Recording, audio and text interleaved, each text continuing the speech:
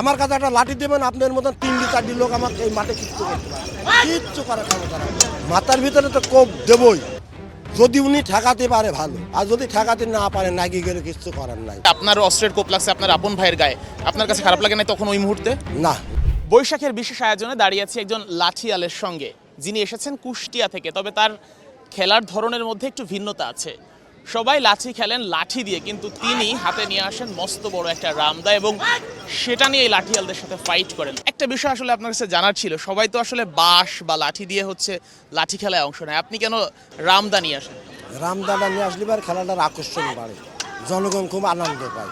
রামদা লাঠির যে একটা ফাইট, দেখা যাচ্ছে আপনার কাছে একটা লাঠি দিয়ে হয়তো আপনি রামদা দিয়ে আমাকে আক্রমণ করলেন, কথার কথা সাপোজ হাতের গোড়ে একটা বাঁশ লাঠি অথবা আমি হাতে করলে প্রতিবাদ করতে পারবো। লাঠি খেলা নিজের আত্মরক্ষা। আমার কাছে একটা লাঠি দেবেন, আপনার মতো 3-4টি লোক আমাকে এই মাঠে কিচ্ছু করতে পারবেন না, কিচ্ছু করার ক্ষমতা রাখবেন না।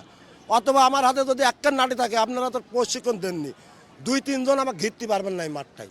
আমি মারি ফাঁকায় বাড়া চলতে হবে, আপনিও লাঠি নেবেন, 3 জন থাকবেন, আমার আমি একলা থাকবো। আমার কাছে কৌশল আছে, এই কৌশলই আমি এই মাঠের থেকে বাড়া চলতে আমাকে ঘিরতে পারবেন না। আমার কায়দা কৌশল আছে, এই কায়দা কৌশলে আমি মাঠ ফাঁকা করে বাড়া করতে পারবো, আত্মরক্ষা করতে পারবো। এই জন্যই এই রামদানার খেলাটা একটা আকর্ষণ হয়, জনগণ আনন্দ পায়। তখন দেখছিলাম যে আপনি রামদানি আগাচ্ছেন আপনার যারা প্রতিপক্ষ আছে তাদের বিরুদ্ধে, আপনার একদম মানে তাল হারিয়ে গেছে এমন একটা অবস্থা, একদম মানে তাকে মনে হচ্ছে কোপটা দিয়েই ফেলবো। মানে আসলে কি মাথার মধ্যে তখন কি কাজ করে? মাথার ভিতরে তো কোপ দেবই, যদি উনি ঠেকাতে পারে ভালো, আর যদি ঠেকাতে না পারে নাকি গেলে কিচ্ছু করার নাই। নাকি তো যাই সময়তে ওই যে দেখলাম না, এরম আমার এখানে নাটি। আপনার কখনো লাগছে এভাবে? হ্যাঁ লাগছে, মানে কি যে আমার এখানে গোস্তই নাই কো, এই যে গোস্তটা এখান থেকে ছাড়িয়ে যায়, চলে গিয়েছে। অপারেশন করে বলছিল যে এখান থেকে অপারেশন গোস্ত কাটিয়ে যায়, নিয়ে এসে লাগাতে হবে।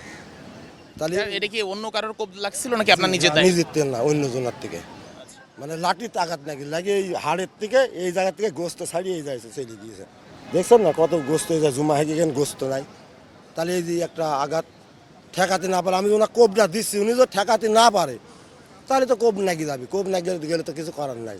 যেহেতু একটা খেলা, আনন্দই আইসি খেলা করতে, কোপ যদি বেগে যায় নাকি যায়, আমার নামে তো কেস কাজের হবে না। উনি যদি আমাকে একটা কোপ দেয় ফাটাফুটি, আমি কোনার নামে কেস করতে পারবো?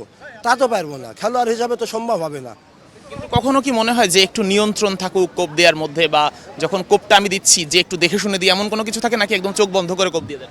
নিয়ন্ত্রণ থাকে না, খেলায় উঠলি ঢাক ঢোল চারিদিক বাজলে, জনগণ যখন হাতে তালি দেয় তখন আরও ভিতরে আকর্ষণ আসে যায়। যখন জনগণ হাতে তালি দেয়, খেলা দেখে উৎসব দেয়, তখন ভিতরে আরও আকর্ষণ আসে যায়, তখন কোবের আরও ওয়েট বাড়ে, ওজন বাড়ে, কোবের ভয়ঙ্কর রূপ আসে যায় তখন, বুঝতে পারছেন? আনন্দে আপনি এমন কখনো হয়েছে যে আপনি কাউকে কোপ দিচ্ছেন এবং সেই কোপটা খুব ভয়াবহ আকারে লাগছে এবং হাসপাতালে নেওয়া লাগছে বা অবস্থা আরো কঠিন হয়েছে? হাসপাতালে যায়নি, তবে ডাক্তারের কাছে গেছে। আমার মার পেটের ভাইয়ের মাথায় লাগছিল, মাথা লাগি, মাথা। আপনার আপন ভাইকে আপনি কোপ দিচ্ছেন? জি, আপন ভাইকে লাগি, মাঠের রক্ত তো ঝরঝর করে পড়ে যাচ্ছে, তাও খেলা বন্ধ হয়নি গো। দর্শক উঠে আসি গা, চাবি ধরে ঠেকাইলো। মানে আপনার কাছে কি মনে হয়নি যে আপনার আপন ভাইয়ের কোপ লাগছে, আপনার অস্ত্রের কোপ লাগছে আপনার আপন ভাইয়ের গায়ে, আপনার কাছে খারাপ লাগে না তখন ওই মুহূর্তে? না, নাকবি তো বটেই, যখন ভাইয়ের রক্ত যখন বাড়া ঝরি যাচ্ছে তখন তো মনটা একটু খারাপ হবে, মার পেটের ভাই, এটা একটু কষ্ট লাগে। তারপরেও খেলা বন্ধ করেননি? না, খেলা বন্ধ করেনি, কিন্তু দর্শক দেখি উঠিয়ে আছে, আসি চাবি ধরিয়েছে, খেলা কিন্তু বই খেলা উঠে গেলি, জনগণ যখন হাতে তুড়ি দেয় তখন তো প্লেয়ারের ভোল্টেজ আরও বাড়িয়ে দেয়। বুড়ো হাগিস থাকি, জনগণ যখন হাতে তুড়ি দিবি তখন তো বডিতে একলা শক্তি আসি যায়, মনে হয় যিনি, বুঝতে পারছেন? একটা মানে কথা শোনা যায়, সত্য কিনা জানি না, সেটা হচ্ছে যারা লাঠি খেলে এরা প্রত্যেকেই একাধিক বিয়ে করে, ব্যাপারটা কি সত্য কিনা? একাধিক না, এটি অবাস্তব। অবাস্তব। অবাস্তব। আপনি কয়টা বিয়ে করেছেন? আমি সংসার আমার এখন একটাই আছে। বিয়ে কি একটাই করছেন? না, দুটো করছেন, শোনা মিথ্যে কথা বলে লাভ নেই। এই যে লাঠি খেলায় কি আগের মতো ডাক পান? আগে যেমন মানে গ্রামে অনেক বেশি আয়োজন হতো, অনেক বিভিন্ন জায়গায় কিছুদিন পর পর আয়োজন হতো, সপ্তাহে সপ্তাহে আয়োজন হতো, ওইভাবে কি ডাকটা এখন পান কি?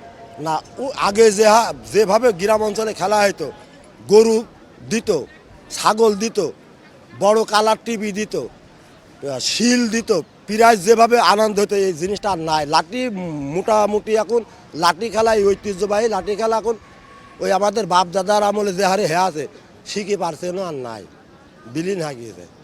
আচ্ছা, আপনারা যে বিভিন্ন জায়গাতে যান, দাওয়াত দিয়ে নিয়ে যায়, মানে পারিশ্রমিক কি তেমন পান যেটা দিয়ে আসলে স্বাচ্ছন্দ্যে চলা সম্ভব? না শোনা, না, পেটের ভাতটাই হয় না। এই যে আইসি আসার খরচটা খাতি দিবি না, হয়তো এক প্লেয়ারের হাতে হয়তো 500 কোটি টাকা হয়তো দিতে পারে, 400 দিতে পারে, কি 600 করেও দিতে পারে, কথার কথা। তাছাড়া এমন কোনো অনুদান আমরা পাইনি যে খেলার পর যে একমর ডাল ভাত করে খাবো। এইরকম পরিবেশ হলে তো খেলা আরও উন্নতি করতে পারে, আমরা পোশাক আশাক ঢাক ঢোল বাঁশি কাজী সানাই উন্নতি করতে পারি। আমাদের তো কোনো সাহায্য সহযোগিতা নাই, যার কারণে তো এই খেলাটা বিলীন হয়ে যাচ্ছে। আপনারা আসলে খুঁজতে গেলে কোন নামে খুঁজতে হবে? দোত পাগল বললে পারে, ছোট বড় সবাই এক কথাই ছিল। আপনার নাম দোতো পাগল হলো কিভাবে? পাগল নামটাই ওই পাগল বিলি বিলি ডাকে, কি জন্য ডাকে জানেনি। আচ্ছা, কথা বলছিলাম লাঠিয়াল রেজাউল করিমের সঙ্গে, যিনি বলছিলেন আসলে ঐতিহ্যবাহী লাঠি খেলা কিন্তু কালের পরিক্রমায় খেলাটা হারিয়ে যাচ্ছে এবং এই যে আয়োজনটা গ্রামীণ বাংলার সংস্কৃতির অন্যতম অবিচ্ছেদ্য অংশ, এই লাঠি খেলাটা আসলে ধরে রাখা বাংলাদেশের সংস্কৃতির জন্যই আসলে দরকার। নিশ্চয়ই যে আয়োজনটা হয়েছে এমন অনেক আয়োজন প্রতি বছরই হবে এবং লাঠি খেলা, দাড়িয়াবান্ধা, গোল্লাছুট সহ যত গ্রামীণ খেলা আছে সেগুলোর বছরে অন্তত 1-2 দিন হলেও চর্চা হবে। শেখ আশিক, 71, ঢাকা।